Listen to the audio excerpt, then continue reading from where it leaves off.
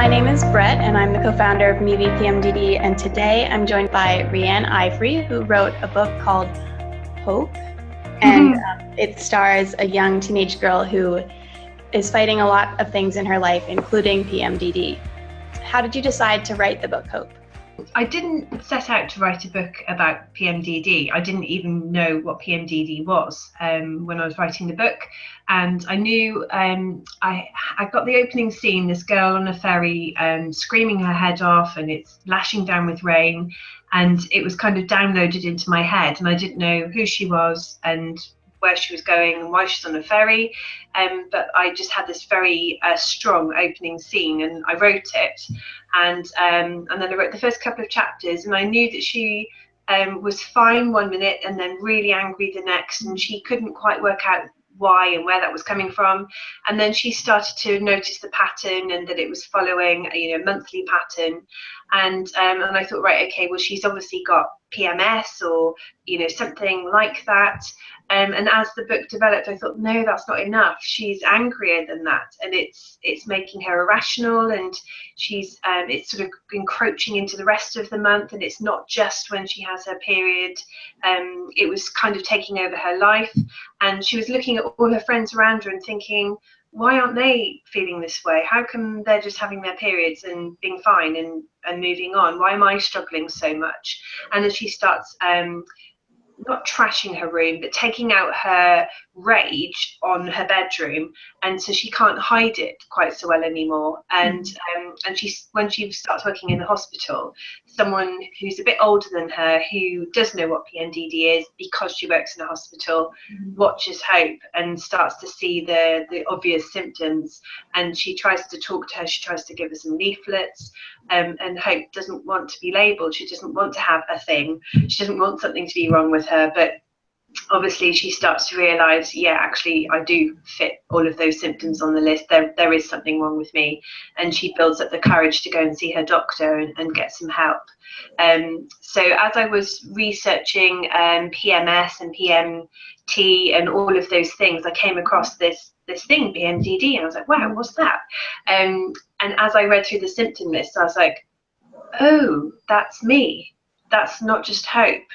And I hadn't really realised why I was writing about a girl who was angry and being irrational and having all of these symptoms. And now looking back, I think I started writing this in 2016. Now looking back, I can see, okay, I was obviously self-consciously, psychologically working through my own issues, and that crept into the book in some way. And as soon as I discovered what PMDD was, I couldn't hide it from me. I knew I had it, and I talked to a few family members, and they were like, yeah, that's you, that describes you. I was like, okay, so I need to go and see a doctor now. And it was really interesting editing the book after I'd written it, realizing only at the end of the book I had it, and going through the editing process with that new knowledge of what it was about. It wasn't just something that a character was having.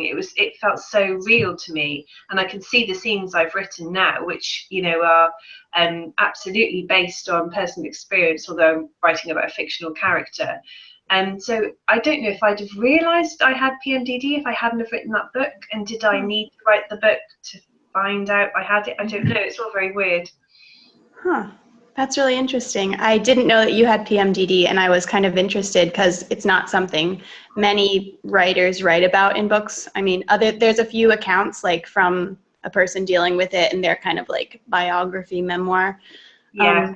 But I thought it was really neat that Hope, it's not like the whole crux of her character. She definitely has a lot of other stuff going on, which is so true to life. We have this thing we struggle with, but we also have other things that are going on. Yeah, I didn't want it to define her. I wanted her to be a person who's dealing with that, and like you say, dealing with lots of other things as well. Just like I am, just like you are. And I don't know anyone else who's sort of like a public figure who's spoken up about it, really.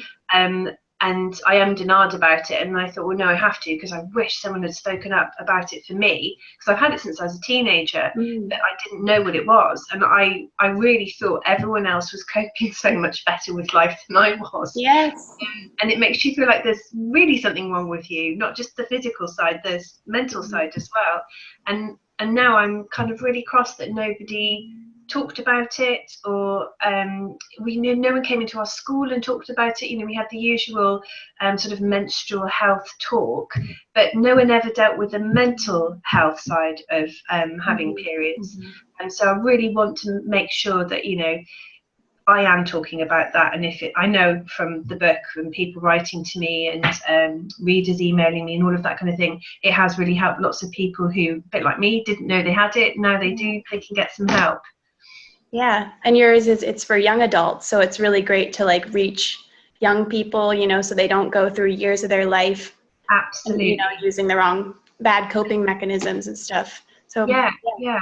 Or thinking they've got depression, or being told they've got depression, or being treated for depression like I was. The first time I went to see my doctor, she prescribed me antidepressants, and I wasn't depressed, and they didn't help. Shocker. So what has the response been like from readers?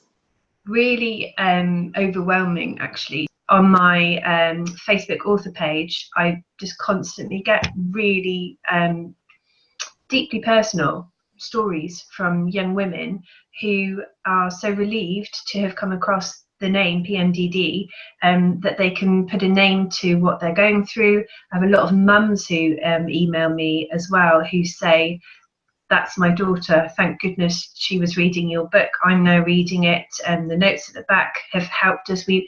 I've had so many people say that they've made a GP, as a general practitioner in the UK, it's a doctor, I've made a GP appointment because I saw hope doing it. And I didn't sit there intending it to be that kind of book, but I'm so glad it is. And I feel really humble with people sharing their stories, and I'm really moved by, you know, the things that young women are going through. I've done school events for years, and I've always had a lot of teenage girls saying, please do write about periods, and no one's doing it, no one's writing about them. It might be fleetingly mentioned in one chapter, but it's never addressed as a topic, as an issue. And I get why, you know, it makes a lot of people feel uncomfortable. A lot of people don't want to hear women, girls talking about periods. I think it was the fourth GP I saw, the fourth doctor I saw for PMDD, he couldn't get me out of the room quick enough when I started talking about blood. He looked horrified, and he actually said, what can I do to help you? And was looking at the door, you know, how can I make you go away? And I think the same thing often happens in literature. I think a lot of people don't feel comfortable writing about it, don't feel comfortable reading it. And I just kept getting asked by these teenage girls, please, can your characters have periods? I was like, well, yeah, of course they can, because that's what they do. So I think it just was that moment where I happened to be writing about this girl, and it just all sort of came together, really. And yeah, it really does address it, which is good. It's really good to be able to get a conversation going about these kind of issues, about periods in general, but then stuff like PMDD. So so that then we can talk about it with our friends and our family, and when we're suffering. And I think from what the mums have said about this book is it's a good talking point as well, so that they can talk about the book, they're not necessarily having to talk about their daughter, and it just gives you a little bit of distance from it and perspective as well. So that's good too. How did you go about researching other stuff about PMDD? I had to stop myself from the research, because like any research, you can just get lost in it. There's, you know, with PMDD, there isn't as much about it as there might be about other topics. But I certainly didn't think online that I couldn't find enough information about it. So obviously the Gia Alaman Foundation, and there's the Vicious Cycle in the UK. There's loads of Facebook support groups. Quite good on Twitter as well, and then the British Medical Journal. I went to see 4 different doctors in the UK before I got referred to a specialist consultant. But then when I got my consultant's appointment, that was hugely informative, really, really helpful. She was an expert. And gave me a lot of information. I've got a few friends who are doctors, so I talked to them as well. And then I started talking to people who had already written about PMDD, not in a sort of national newspaper way, just in a smaller way. But it does seem to be, since the book's come out, it does seem to be more in the press, and it has been discussed on the radio, and I have seen it on the TV, and you can now come across it in a newspaper, so it's much better. I did go to the library and bookshops to try and find reading matter on it, and there is nothing. Which really surprised me, because half the population are women. At some point they're going to be having periods, and something like 3 to 10% of women have PMDD. Who knows how many more who are undiagnosed, who've never heard of it. So I did find that really frustrating, that there wasn't a book I could read about it, whether it would be non-fiction or fiction. There wasn't anything. Yeah, it's a very slim pickings for what's out there, and then also what you can trust, because it's hard for us. What do we want to follow for our own, well-being? Yes. So, yeah, you have to be selective about anything, I guess, don't you? Particularly with, the web, there is a wealth of information, and you're right, some of it, it might not be helpful, it might not be the right kind of information for you. I watched quite a few YouTube vloggers talking about PMDD and their experience of it, and that was quite insightful as well. Yeah, it's kind of an interesting opportunity we have as people with this. I mean, we go through our own struggle, but then we hopefully can turn it into helping others in the future. I did want to ask, do you have any advice for any writers on getting published and writing novels? Yeah, so I have always written, probably, I don't know, since I was like at primary school, and I remember having my careers interview when I was about 16, and the careers advisor saying, hey, so what do you want to do? And I said, I want to be a writer. And she laughed at me and said, oh, don't be silly, you need to pick a proper job. What real job do you want to do? And I felt, about that big. And so to ignore that person would be my first bit of advice. Don't listen to the people who are laughing at you, because I knew I wanted to be a writer. So I trained to be a teacher, and I kept writing, and I'd written this, there's a novel, I guess. It was very slim, and I tried it out on my year 9 class, who are about 14, and when I finished reading it to them, pretending it was by someone else, they said, you wrote that, didn't you? And I said, how did you know that? And they said, oh, just some of it sounds a bit like you should send it off, you should get it published. And I had no idea how you do that. And you need an agent, so you need an agent to represent you, to go to the editor and pitch your book, basically.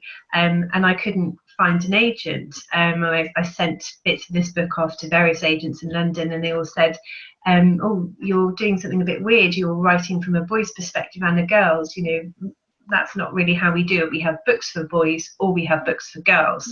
And this was back in 2003. That's obviously not the case now.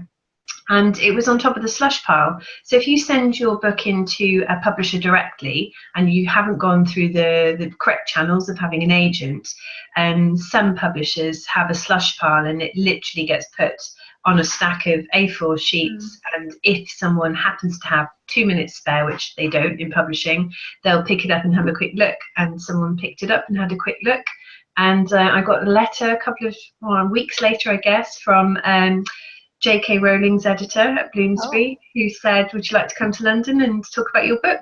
I was like, what book? It's just A4 sheets of paper, but okay. And she offered me a 2-book deal. So it's those sort of fluky chance moments, and to not listen to anyone who's trying to crush your dreams, and to keep going. And if you have to get a proper job to pay the bills, do so, but don't stop writing. So yeah, and if it were me now, I would just enter every competition under the sun. There's so many good writing competitions out there, and obviously the most important thing is to read everything as much as you can, by anyone, anywhere, and just broaden your understanding of how story works. It was really good to talk to you today. Yeah, you too.